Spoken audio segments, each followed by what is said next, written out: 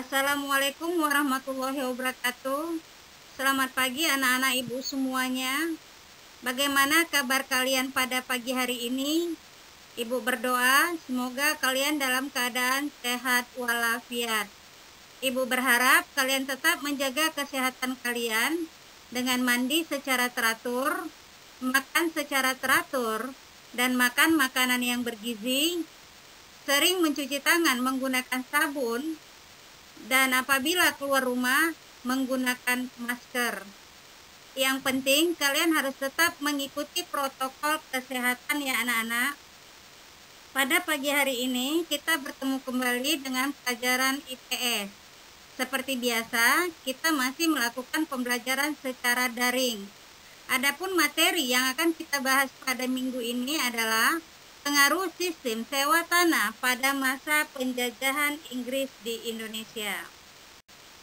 Tujuan pembelajaran yang akan kita capai masih sama seperti pelajaran kita minggu-minggu sebelumnya, yaitu menelaah kondisi masyarakat Indonesia pada masa penjajahan dengan baik. Adapun indikator yang akan kita capai pada pelajaran kita hari ini ada beberapa, yaitu 1. Menjelaskan pengertian sistem sewa tanah di Indonesia.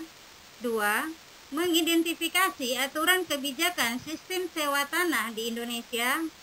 Ketiga, mendeskripsikan 3 aspek pelaksanaan sistem sewa tanah di Indonesia. Keempat, mengidentifikasi teori tujuan dilaksanakannya sistem sewa tanah di Indonesia. Kelima, menganalisis dampak diberlakukannya sistem sewa tanah di Indonesia. 6. Mendeskripsikan penyebab kegagalan sistem sewa tanah di Indonesia.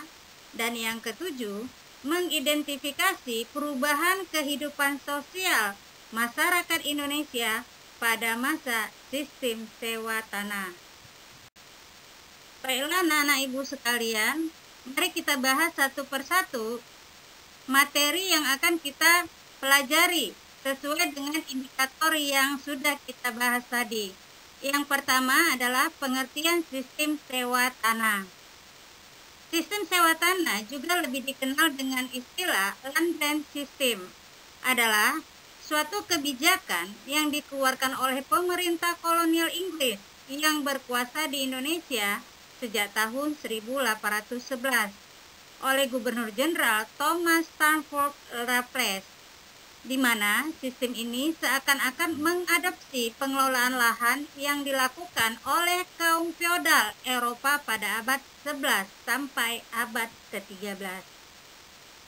Dalam melaksanakan sewa tanah, Raffles menggunakan teori domain, di mana Raffles berpendapat bahwa tanah yang dimiliki petani pada dasarnya adalah tanah para raja.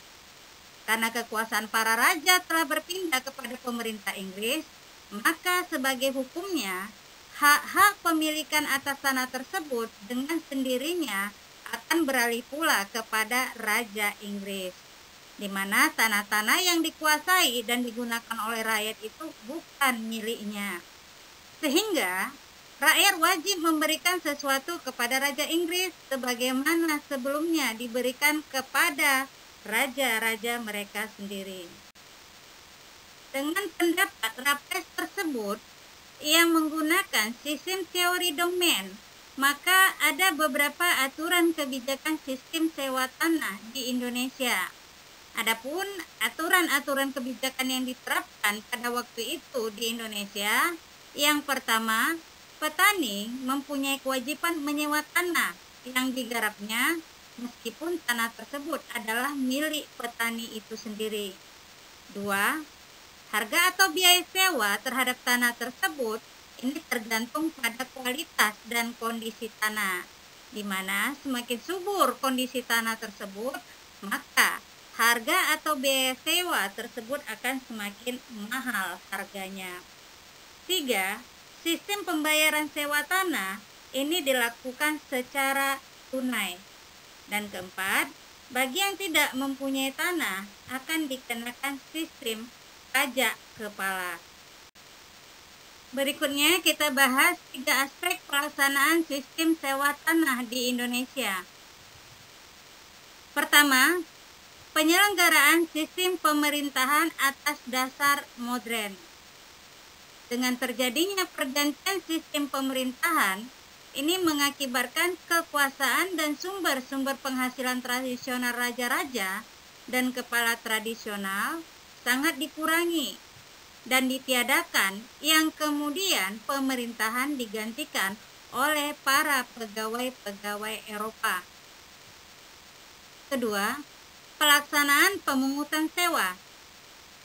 Pada masa VOC, pelaksanaan pemungutan sewa adalah pajak kolektif atau perhitungan seluruh desa.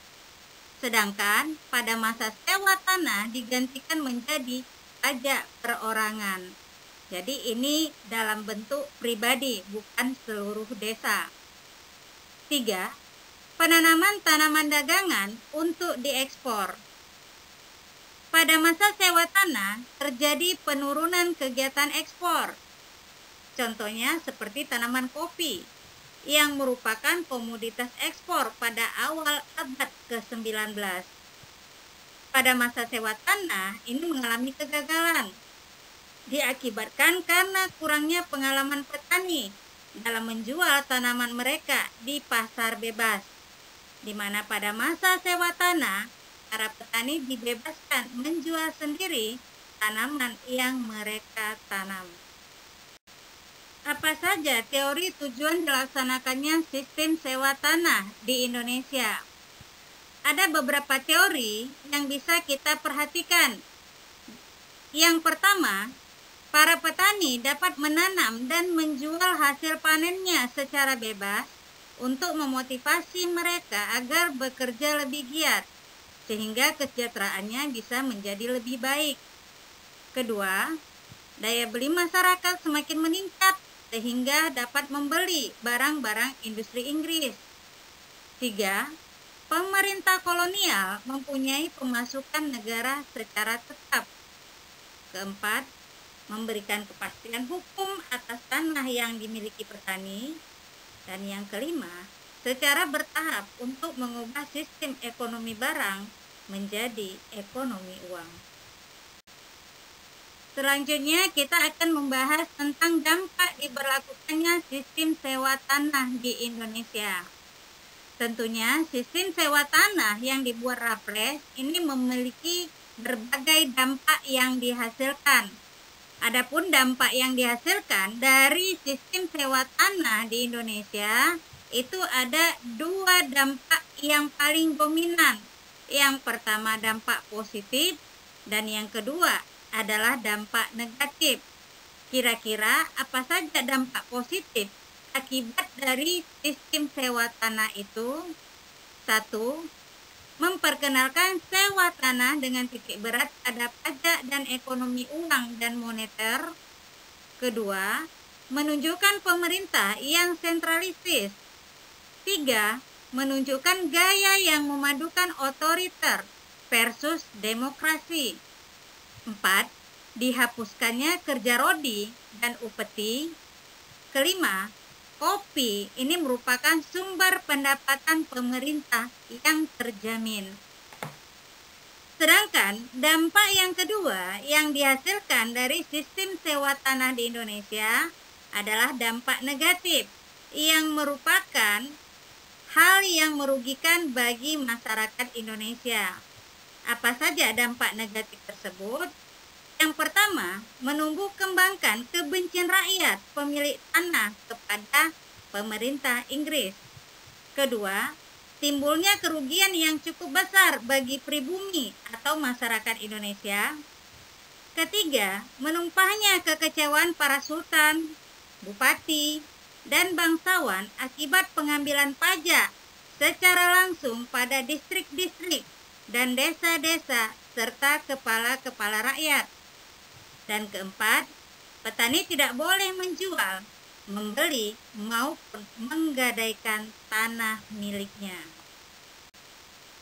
Walaupun berbagai cara dilakukan oleh Raffles Untuk menekan rakyat Indonesia dengan sistem sewa tanah yang dikembangkannya, tetap juga sistem sewa tanah ini mengalami kegagalan. Apa saja penyebab kegagalan sistem sewa tanah di Indonesia? Pelaksanaan sistem sewa tanah di Indonesia mengalami kegagalan yang disebabkan oleh beberapa hal, yaitu: 1. Rakyat Indonesia di pedesaan belum mengenal sistem uang. 2. Adanya keterbatasan jumlah dan kualitas pegawai. 3. Adanya kesulitan dalam menentukan besaran pajak karena tanah yang dimiliki rakyat luasnya tidak sama. 4. Kesulitan dalam menentukan tingkat kesuburan tanah yang dimiliki petani.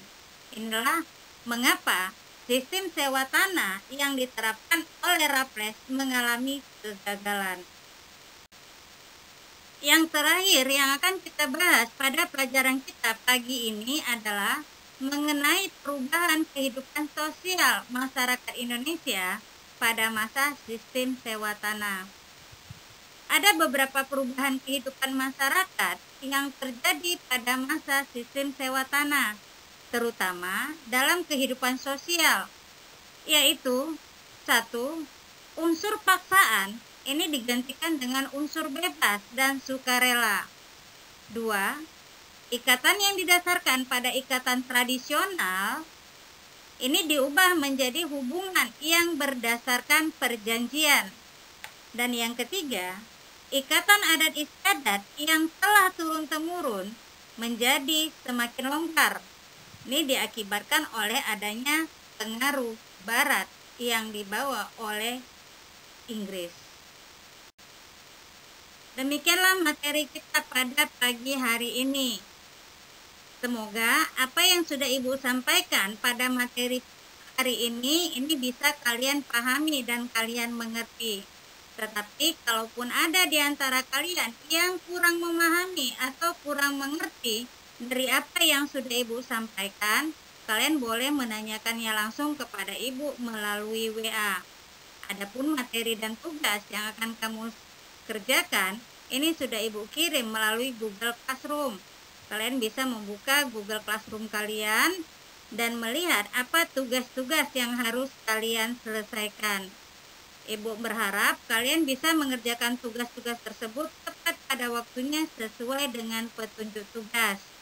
Atas perhatian kalian terhadap materi kita pada pagi hari ini, Ibu ucapkan terima kasih banyak. Kalian harus tetap semangat dalam mengerjakan tugas-tugas yang diberikan oleh guru dan tetap mengikuti protokol kesehatan seperti yang dianjurkan oleh pemerintah, agar kita bisa bebas dari berbagai wabah penyakit yang sedang berjangkit pada saat ini. Demikianlah materi kita pada pagi hari ini, dan Ibu akhiri dengan Assalamualaikum warahmatullahi wabarakatuh dan selamat pagi.